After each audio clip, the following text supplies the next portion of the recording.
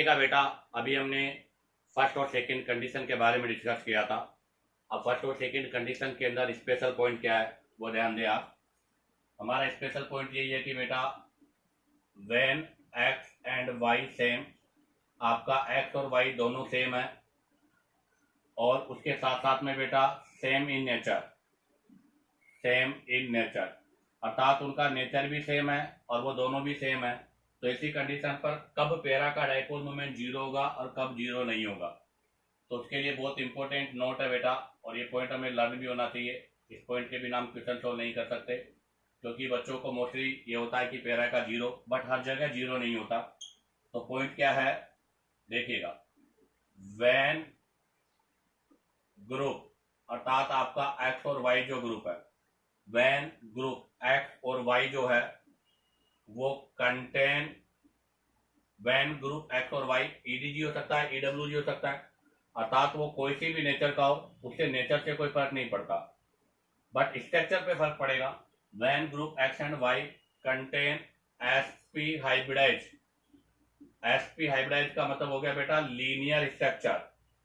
तो ध्यान रखना, अगर उसका स्ट्रक्चर लीनियर है या एसपी हाइब्रिडाइज अगर वो है, तो ऐसी कंडीशन पे ध्यान देके dipole moment of para will be zero. बेटा ऐसी कंडीशन पर पैरा का डाइपोल मोमेंट क्या होगा, जीरो होगा। लेकिन ध्यान दे अगर वो but contain non linear structure, but अगर उसका स्ट्रक्चर नॉन लीनियर है अर्थात वो बिल्कुल लीनियर स्ट्रक्चर में नहीं है, तो ऐसी कंडीशन पे ध्यान दे बेटा dipole moment of para will not zero. ऐसी कंडीशन पर बेटा पैरा का जो डाइपोल मोमेंट है वो जीरो नहीं होगा। तो ये बहुत इंपॉर्टेंट पॉइंट है, आप इसको हमेशा याद रखें, क्योंकि इसके अगर याद नहीं होगा तो आपके बहुत सारे क्वेश्चन रॉन्ग हो सकते हैं। अब आप देखो, इसको मैं एक्सप्लेन करने के लिए एग्जांपल ले रहा हूं। तो फर्स्ट एग्जांपल लिया मैंने साइनाइड 1 2 साइनो अर्थात ऑर्थो। सेकेंड में मैंने लिया मेटा पर, तो ये मेटा पर है, और थर्ड लिया बेटा मैंने पैरा पर, ये पैरा पर है। अब आप चेक करो, सबसे पहले यहाँ पर x और y जो ग्रुप है वो दोनों सेम है, अर्थात मैं लिखूं x बराबर y बराबर साइनाइड, ग्रुप सेम है। और बेटा नेचर की बात करूं तो दोनों का नेचर भी सेम होगा, ग्रुप सेम है तो नेचर भी सेम है। इलेक्ट्रॉन विड्रॉल नेचर है इनका, अर्थात इनका या तो -I होगा या फिर -M होगा। अब आप देखो यहाँ पर साइनाइड जो है उसकी लेने की टेंडेंसी है, तो यहाँ पर एरो ऐसे लगेगा, यहाँ पर भी आपका एरो ऐसे लगेगा, और आपका यहाँ पर भी एरो ऐसे लगेगा। ये नेचर है इसका।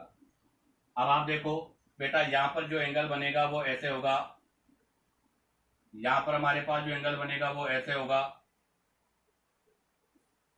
और यहाँ पर जो एंगल बनेगा बेटा वो ऐसा होगा। अब हमें यहाँ चेक करना है कि पैरा का डाइपोल मोमेंट जीरो होगा या नहीं होगा, केवल ये चेक करना है मुझे। तो आप देखो बेटा साइनाइड का स्ट्रक्चर होता है C ट्रिपल बॉन्ड N, जिसमें कार्बन sp हाइब्रिडाइज है, और इसका स्ट्रक्चर होता है बेटा लीनियर। अब देखो अगर इसका लीनियर स्ट्रक्चर होगा तो मैं इसका स्ट्रक्चर ड्रॉ करता हूं आपके सामने, C ऐसे इसका स्ट्रक्चर होगा बेटा। अब आप देखो अगर इसका स्ट्रक्चर ऐसे होगा तो मुझे बताओ इसके अंदर जो डायरेक्शन आएगी, तो यहाँ से तो आप देखिएगा इसको अट्रैक्ट कर रहा है ऐसे, इसको अट्रैक्ट ऐसे कर रहा है, और लीनियर स्ट्रक्चर है तो बेटा इसका डाइपोल मोमेंट जीरो हो जाएगा। तो ऐसी कंडीशन पर तो पैरा का डाइपोल मोमेंट जीरो आ रहा है, क्योंकि लीनियर स्ट्रक्चर है, sp हाइब्रिडाइज है। बट अब इसमें एक और एग्जांपल ले रहा हूं, नंबर 2। अब की बार मैंने नाइट्रो ग्रुप जोड़ दिया, फर्स्ट बनाया मैंने ऑर्थो, सेकंड बना दिया मैंने मेटा, सेकंड क्या बना दिया बेटा मैंने मेटा, और थर्ड बना देता हूं पैरा, थर्ड हो गया पैरा। अब बताओ अब क्या कंडीशन है, तो अब क्या पैरा का डाइपोल मोमेंट जीरो होगा। तो देखो इसका भी इलेक्ट्रॉन विड्रॉल नेचर है, वही सेम है, group x equal to y बराबर NO2, और अगर नेचर की बात करूं बेटा तो वही इलेक्ट्रॉन विड्रॉल नेचर है, अर्थात -M या -I। अब आप देखो इसका नेचर लेने का है तो यहाँ पर एरो ऐसे लगेगा और यहाँ ऐसे लगेगा, जहाँ पर आपका बॉन्ड एंगल कितने का हो जाएगा 60 का। इसमें एरो कैसे लगेगा, ऐसे, इसमें लगेगा एरो ऐसे, तो बताओ यहाँ पर आपका बॉन्ड एंगल कितने का हो जाएगा 120 का।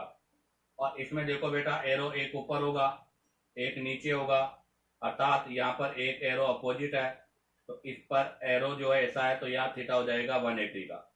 अब क्या यहाँ डायपोल मोमेंट जीरो होगा या नहीं होगा ये पता करना है। तो बेटा जो नाइट्रो ग्रुप होता है उसका स्ट्रक्चर होता है एन डबल बॉन्ड ओ, अर्थात ये आपका sp3 हाइब्रिडाइज है, और sp3 हाइब्रिडाइज होने की वजह से नॉन प्लेनर है, और नॉन प्लेनर होने की वजह से बेटा यहाँ पर जो डायरेक्शन है वो ऐसे हो जाएगी। तो इसका मतलब यहाँ पर अगर मैं बात करूँ तो dipole moment mu not equal to zero. अब यहाँ पर पेरा का डायपोल मोमेंट जीरो नहीं होगा क्योंकि ये आपकी नॉन प्लेनर स्ट्रक्चर हो गई।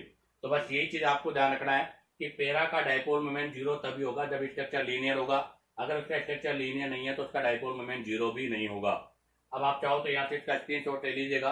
अब हम यहाँ पर इससे रिलेटेड कुछ क्वेश्चंस के बारे में डिस्कस करेंगे। तो देखिएगा बेटा अब हम डिस्कस करेंगे यहाँ से नेक्स्ट एग्जाम्पल नंबर 3। अब की बार मैंने COET अर्थात एस्टर ग्रुप लिया है, तो मैं पहला ऑर्थो पर लगाता हूँ। तो ऑर्थो पे COOET, दूसरे में मेटा पर, तीसरे में पैरा पर। क्या आपके पास यहाँ पर पैरा का डायपोल मोमेंट जीरो होगा ये चेक करना है आपको। तो बेटा अभी भी यहाँ पर पैरा का डायपोल मोमेंट जीरो नहीं होगा। ऐसा क्यों? क्योंकि यहाँ पर हमारे पास जो स्ट्रक्चर है ग्रुप की वो लीनियर स्ट्रक्चर नहीं होगी, अर्थात मैं इस स्ट्रक्चर को ड्रॉ करूँ तो ये स्ट्रक्चर ड्रॉ होगा आपका ऐसा, C डबल बॉन्ड O, इधर आपका आ जाएगा OET, ये रिंग, और रिंग के साथ में यहाँ पे C, यहाँ पर आपका हो जाएगा डबल बॉन्ड O और ET। तो कहने का मतलब ये आपका sp3 है, अर्थात लीनियर नहीं है, नॉन लीनियर स्ट्रक्चर है, और नॉन लीनियर होने की वजह से देखो यहाँ तक तो जीरो है, बट यहाँ पर इस स्ट्रक्चर के अंदर जो है वेरिएशन है, और वेरिएशन होने की वजह से यहाँ पर डायपोल मोमेंट का जो डायरेक्शन है वो ऐसे जाएगा, तो नेट डायरेक्शन एक साइड में होगा, तो यहाँ पर mu not equal to zero होगा। तो ध्यान रखना यहाँ पर भी पैरा का डायपोल मोमेंट जीरो नहीं होगा। और अगर मैं बात करूँ कुछ और सेलेक्टेड एग्जाम्पल जहाँ पैरा का जीरो नहीं होगा, एक आपका आता है बेटा, देखो एक तो होता है आपका केटेचोल रिसोर्सिनोल हाइड्रोक्विनोन, तो ये बना रहा हूँ मैं स्ट्रक्चर ऑफ हाइड्रोक्विनोन। तो बेटा इसका भी डायपोल मोमेंट जीरो नहीं होगा, ये भी मैं बता दूं। पैरा है बट यहाँ पर डायपोल मोमेंट जीरो नहीं होगा। ऐसा क्यों? क्योंकि आप देखिएगा यहाँ पर भी आपका ऑक्सीजन sp3 हाइब्रिडाइज है, sp3 हाइब्रिडाइज है तो लीनियर नहीं है, और लीनियर नहीं है तो इसका डायपोल मोमेंट भी जीरो नहीं होगा। ऐसा ही एक और एग्जाम्पल ले लूँ सल्फर के साथ, यही सेम एग्जाम्पल है बट अब की बार मैंने ऑक्सीजन की जगह सल्फर यूज किया है। तो बेटा इसका भी डायपोल मोमेंट क्या नहीं होगा, जीरो, क्योंकि यहाँ पर भी इसका हाइब्रिडाइजेशन sp3 है, तो इसका मतलब इसका भी dipole moment not equal to zero होगा। अब हम यहाँ से रिलेटेड दो क्वेश्चन के बारे में डिस्कस करेंगे। सबसे पहला क्वेश्चन है मेरा, क्या देखिएगा, क्वेश्चन है कि विच वन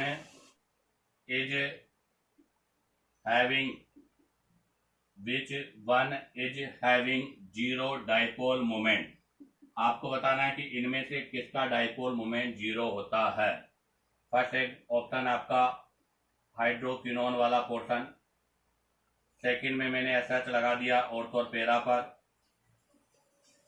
थर्ड में मैंने NO2 ग्रुप लगा दिया ऑर्थो और पैरा पर, और फोर्थ वाले में मैंने साइनाइड लगा दिया ऑर्थो एंड पैरा पर।